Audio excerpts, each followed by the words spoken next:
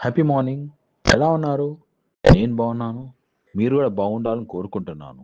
So, welcome back. శక్తి యొక్క 48 సూత్రాలు. So, already మనము 3 టాపిక్స్ డిస్కస్ చేసుకున్నాము. సో, ఇవాళ ఫోర్త్ టాపిక్ డిస్కస్ చేద్దాము. ఏంటది topic? Avoid stepping into great man shoes. గొప్ప వ్యక్తుల స్థానాలకి అడుగు పెట్టడం మానుకోండి. సో, ఇక్కడ మనము ఏమనుకోవచ్చంటే ఇప్పుడు మనలో చాలామంది గొప్ప గొప్ప వ్యక్తులు ఎన్నెన్నో సాధించారు.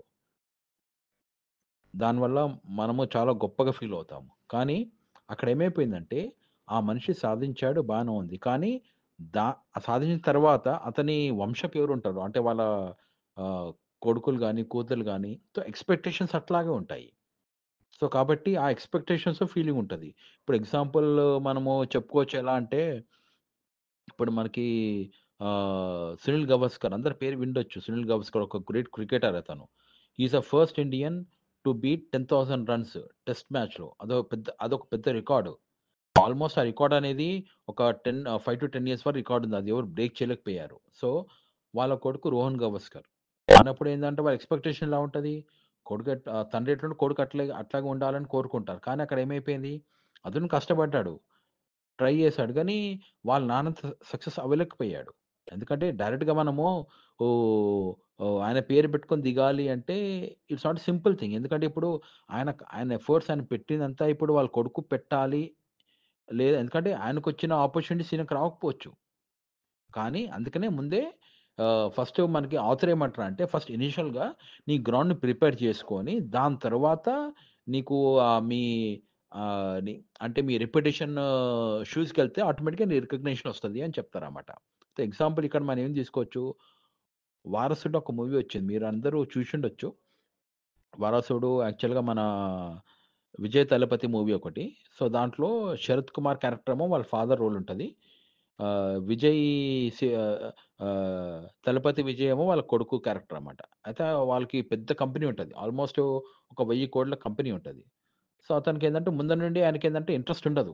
కంపెనీలో వర్క్ చేయాలి అనే సొంతంగా ఏదో చేయాలని కోరికుంటది. ఎప్పుడు వాళ్ళ నాన్నతో గొడవ పడి పడుతూ ఉంటాడన్నమాట.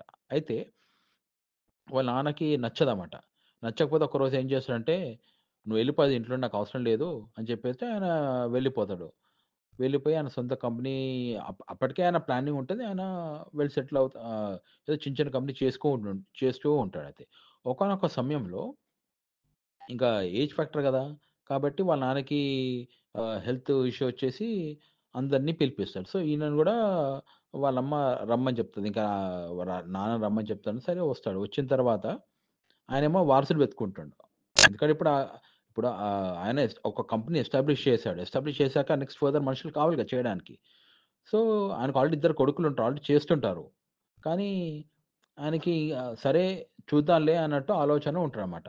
అయితే చిన్న అప్పటికి చిన్న వాళ్ళ చిన్న కొడుకు వాళ్ళ నాన్న రెప్యుటేషన్ లేకుండా ఆయన సొంతంగా 500,00,00,000 కంపెనీ ఆల్రెడీ టర్నోవర్‌తో ఆల్రెడీ కంపెనీ రన్ చేస్తుంటారన్నమాట. సో, వాళ్ళ నాన్న ఇది షాక్ అవుతాడన్నమాట. కాబట్టి ఇక్కడ మనం దీంట్లో మనం నేర్చుకోవాల్సిందేంటంటే ఆల్రెడీ అంటే ఇక్కడ హీరో ఏం చేస్తాడంటే వాళ్ళ నాన్న వాళ్ళ నాన్న రెప్యుటేషన్ ఎక్కక ముందే ఆయన రెప్యుటేషన్ ఆల్రెడీ ఫిక్స్ చేసుకుంటాడన్నమాట. ఫిక్స్ చేసుకొని అప్పుడు ఎక్కినంక ఆటోమేటిక్‌గా ఏందంటే వాళ్ళ నాన్నకున్న ఎక్స్‌పెక్టేషన్‌కి ఈయన మ్యాచ్ అవుతాడన్నమాట. కాబట్టి మనం కూడా ఒక గ్రేట్ ఫ్ ఆహ్, గ్రేట్ పర్సన్స్ షూస్ ఎక్కాలంటే ఫస్ట్ ఆఫ్ ఆల్ మన గ్రౌండ్ లెవెల్ అన్నీ సెట్ చేసుకొని అప్పుడు దిగితే మీకు మీకు కూడా వాల్యూ ఉంటది.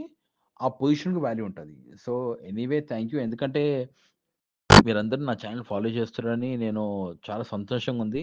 ఇంకా ఫర్దర్‌గా ఫాలో చేస్తారని కోరుకుంటున్నాను. Anyway thank you very much. స్ఫూర్ voice of Sphoorthi. Thank you.